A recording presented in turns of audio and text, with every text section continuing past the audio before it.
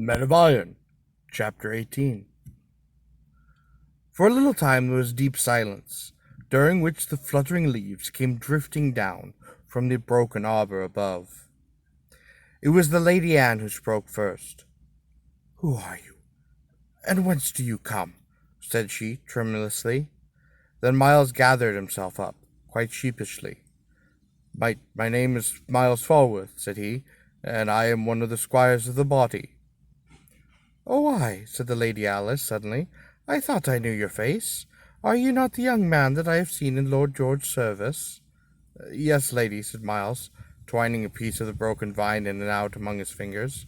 "Lord George has often had me of late about his person." "And what do ye here, sirrah?" said the Lady Anne angrily. "How dare ye come into our garden?"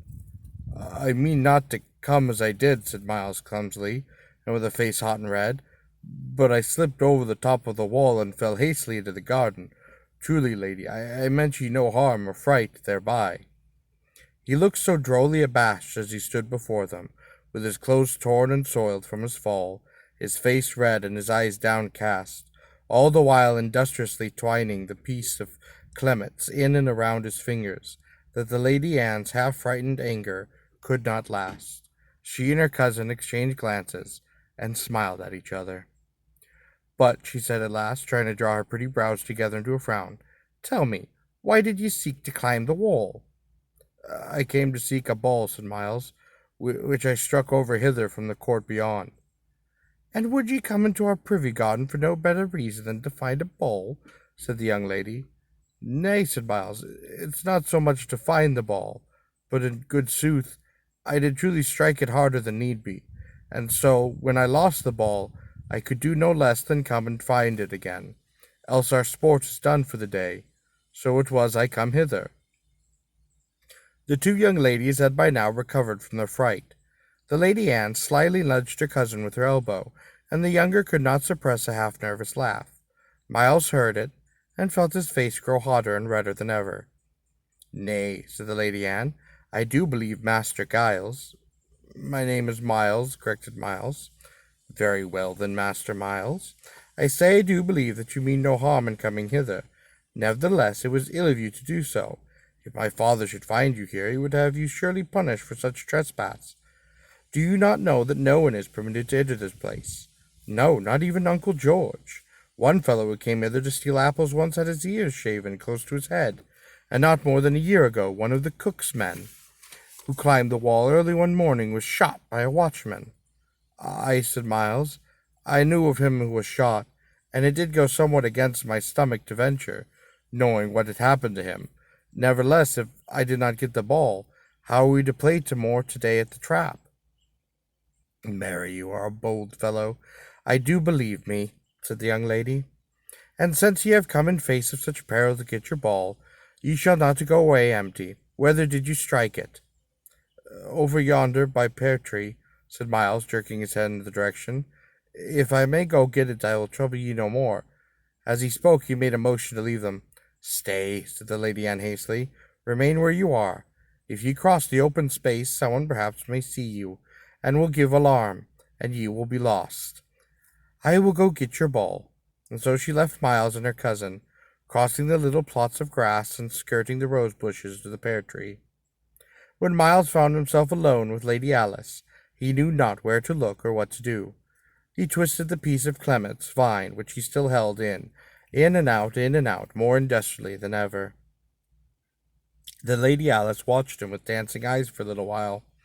"Maybe ye will spoil that poor vine," she said by and by, breaking the silence and laughing, then turning serious again. "Did ye hurt yourself by your fall?" "Nay," said Miles, looking up. "Such a fall as that is no great matter. Many a time I've had worse." "Have you?" said the Lady Alice. "You did frighten me greatly, and my cousin likewise." Miles hesitated for a moment, and then blurted out, "Thereat I grieve. For you I would not frighten for all the world." The young lady laughed and blushed. "All the world is a great matter," said she. "Yes," said he, "it is a great matter, but it is a greater matter to frighten you, and so I would not do it for that, and more." The young lady laughed again, but she did not say anything further. By and by she forced herself to say, My cousin finds not the ball. Nay, said Miles briefly, and then again neither spoke, until Lady Anne came, bringing the ball. Miles felt a great sense of relief at her coming, and yet was somehow sorry. When he took the ball, and knew enough to how his acknowledgment in the matter was neither ill nor awkward. Did you hurt yourself? Said Lady Anne. Nay, said Miles, giving himself a shake. See, I am whole, limb and bone. Nay, I have worse falls than that. Once I fell out of an oak tree down by the river, and upon a root, and broke a rib or more. And then one time when I was a boy in Crosby Dale, that was where I lived before I came hither, I did catch hold of the blade of the windmill, thinking it was moving slowly, and that I would have a ride in the air, and so was to like have had a fall 10,000 times worse than this. Oh, tell us more of that, said Lady Anne. I've never heard of such an adventure. Come, cousin, and sit down here upon the bench. Let us have him tell us of all that happening. Now the lads upon the other side of the wall had been whistling furtively for some time, not knowing whether Miles had broken his neck or had come off scot-free from his fall. I would like right well to stay with you, said he irresolutely, and would gladly tell you that and more, if you would have me do so. But hear ye not my friends call from beyond? Maybe they think I broke my back, and are calling to see whether I be live or no. If I might whistle them answer and toss the ball to them, all would then be well, and they would know that I was not hurt, and so perchance would go away. Then answer them, said Lady Anne, and tell us of that thing ye spoke of, how ye took a ride on a windmill. We young ladies do hear little of such matters, not being allowed to talk with lads. All that we hear of perils are of knights and ladies and jousting and such like. It would please us right well to have you tell of adventure. So Miles tossed back the ball, and whistled in answer to his friend. Then he told the two young ladies not only of his adventure on the windmill, but also of his many other boyish escapades, and told them well, with a straightforward smack and vigor. For he did enjoy adventure, and he loved to talk of it. In a little while he had regained his ease, his shyness and awkwardness left him, and nothing remained but the delightful fact that he was really and actually talking to two young ladies, and that there was just as much ease and infinitely more pleasure than could be had in discourse than with his other fellow squires. But at least it was time for him to go. Mary, said he, with a half-sigh, I think I did never have so sweet and pleasant a time in all my life before. Never did I know a real lady to talk with, saving only my mother, and I do tell ye plain, I would rather talk with ye than any man in Christendom, saving perhaps only my friend Guskin. I would might come hither again.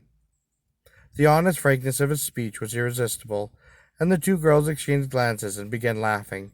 Truly, said the Lady Anne, who was, as said before, some 3 or 4 years older than Miles, ye are a bold lad to ask such a thing. How would ye come harder? Would ye tumble through our Clement's arbour again, as ye did this day? Nay, said Miles, I would not do that again, but if you bid me do so, I would find the means to come. Nay, said Lady Anne, I dare not bid you do such a foolhardy thing. Nevertheless, if you have the courage to come— Ay, said Miles eagerly, I do have the courage. Then if ye have, you will be here in the garden on Saturday, next at this hour. I would like right well to hear more of your adventure, but what did ye say was your name? I have forgot it again. It's Miles Falworth. Then we shall call you Sir Miles, for you are truly some knight-errant. And stay, every knight must have a lady to serve. How would you like my cousin Alice for your true lady? Ay, said Miles eagerly, I would like it quite right well. And then he blushed a fiery red at his boldness. I want no knight-errant to serve me, said Lady Alice, blushing in answer. Ye do ill to tease, cousin. If ye are so free in choosing him a lady to serve, you may choose him yourself for your pains. Nay, said Lady Anne, laughing, I say you shall be his true lady, and he shall be your true knight. Who knows, perchance he may serve you in some wondrous adventure, like this Chaucer tells of. But now, Sir Knight-errant, we must take our leave of us, and I must even let you privily out by the postern wicket, and if you will take the risk upon you and come hither again, prithee be wary in that coming, lest in venturing you have your ears clipped in a most unknightly fashion. That evening, as he and Guskin sat together on a bench under the trees in the great quadrangle. Miles told of his adventures of the afternoon, and his friend listened with breathless interest. "But, Miles," said Guskin, "did the Lady Anne never once seem proud and unkind?" "Nay," said Miles, "only at first, when she chid me for falling through the roof of their arbour. And to think, Francis, the Lady Anne herself bade me hold the Lady Alice as my true lady, and to serve her in all of knightliness." Then he told his friend that he was going to the Privy Garden again this next Saturday, and that Lady Anne had given him permission to try. Guskin gave a long, wondering whistle, and then sat quiet and still, staring off into the sky. By and by he turned to his friend and said, "I give you my pledge, Miles Falworth, that never in all my life did I hear of anyone that had such a marvelous strange happenings befall him that has happened to you." Whenever the opportunity occurred for sending a letter to Crosbey Dale, Miles would always write one to his mother, and one can guess how they were treasured by the good lady, and read over and over again to the blind old lord as he sat on in the darkness in his sightless eyes.